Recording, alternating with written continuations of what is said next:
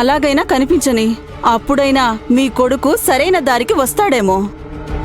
భవానీ, అలా సన్యాసం దారి పట్టిన వాళ్ళని అడ్డుకోకూడదు. అది మంచిది కాదు. మావయ్య, అమ్మమ్మకి మీరే విరాజ్ విషయం చెప్పి ఇప్పుడు మీరే ఇలా మాట్లాడుతున్నారా? విరాజ్ తప్పు చేస్తున్నాడని అమ్మకు తెలియజేయడానికి అలా చెప్పానంతే. అంత మాత్రాన అడ్డుకోవాలని చెప్పలేదు కదా.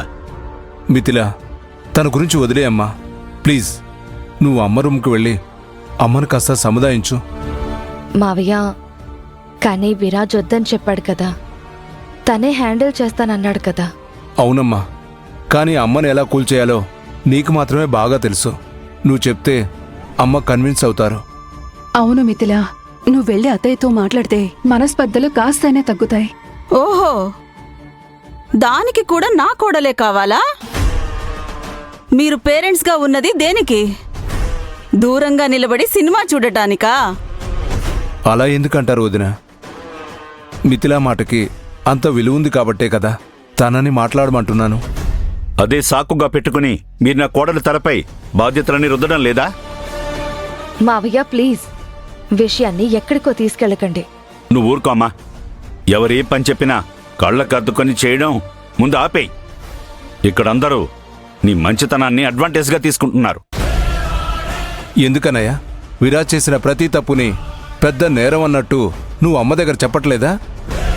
అలాంటప్పుడు నేను మావయ్య అనే చొరవతో మిథిలాని సాయం అడిగితే తప్పైపోయిందా? బావుగారు, విరాజ్ అత్తయ్యతో ఏదో ఒకటి మాట్లాడి ఆవిడ మనసు ఇంకా విరిగిపోతే ఏం చెయ్యాలన్న కంగారు. ఆ కంగారుతోనే మిథిలని వెళ్ళి మాట్లాడమంటున్నాం, అంతే. చొరవ కంగారు అని మాట మార్చుకు వైజయంతి. మీరు అధికారంతోనే అడుగుతున్నారని నాకు బాగా తెలుసు. అధికారం చెలాయించడానికి తను నా కోడలు, మీ కోడలు కాదు. మావయ్య, ప్లీజ్, విషయాన్ని ఎక్కడికో తీసుకెళ్ళకండి. జయరాం మావయ్య, వైజయంతి అత్తయ్య చెప్తున్నది సరిగ్గానే ఉంది. విరాజు అమ్మమ్మ ఇద్దరూ తమ ఆలోచనే సరైందని వాదించుకుంటూ ఉంటారు. దాన్ని ఆపడానికైనా నేను వెళ్ళాలి.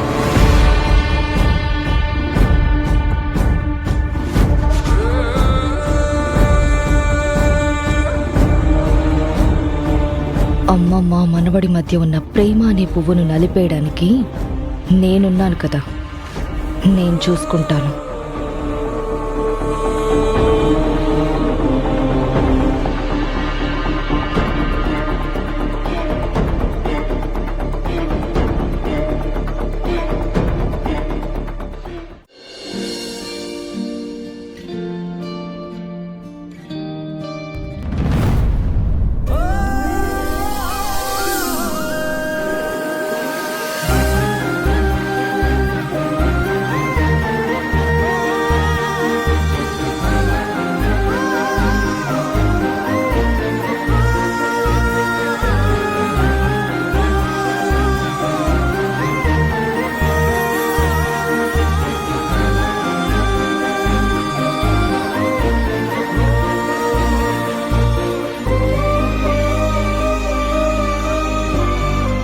విక్కీ, మీరు నిన్న నన్ను జాగ్రత్తగా చూసుకున్నట్టే మీరిచ్చిన ఈ మొక్కను నేను కూడా జాగ్రత్తగా చూసుకుంటాను.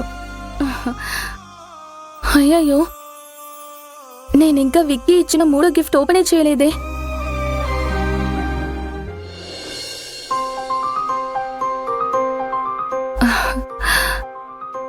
డైరీ.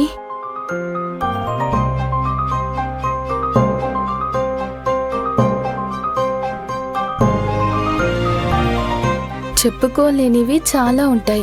వాటిని చెప్పుకోవడానికి మీకు సీక్రెట్ ఫ్రెండ్లా ఈ డైరీని ఇస్తున్నాను. Happy friendship day, Vicky.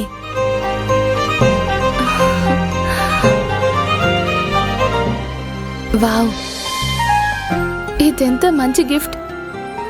చెప్పుకోలేని మాటలు అక్షరమై పుస్తకంలో చేరడం, మనసు తేలికవ్వడానికి ఇది best gift Vicky. Thank you so much.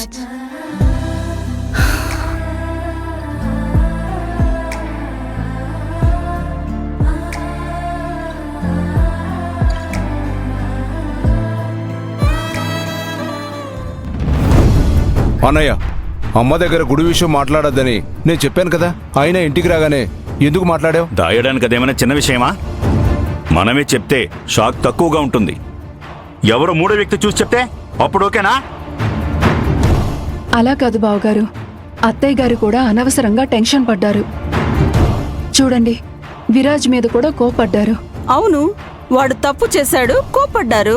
అందులో ఏముంది? అమ్మకు విషయం చెప్పకుండా ఉండుంటే ఇంత గొడవ జరిగేది కాదు కదా వదినా. గుడికి పాండు వచ్చాడు, అది చాలదన్నట్టు మన ఇంటి పని మనిషి కూడా వచ్చింది. ఆఫీసు నుంచి అయినా ఇంటి నుంచి అయినా ఈ విషయం అమ్మ చెవిన పడుండేది. మన అదృష్టం అని అనుకోవాలి. అంతకంటే ముందే నేనే చెప్పానని సంతోషించు. ఏమండి, మీరు చేసింది కరెక్ట్. ప్రతి విషయాన్ని అందరికీ విడదీసి చెప్పాల్సిన అవసరం లేదు. వదినా, సైలెంట్గా పుల్లపెట్టి అన్నయ్య తమాషా చూస్తున్నాడు.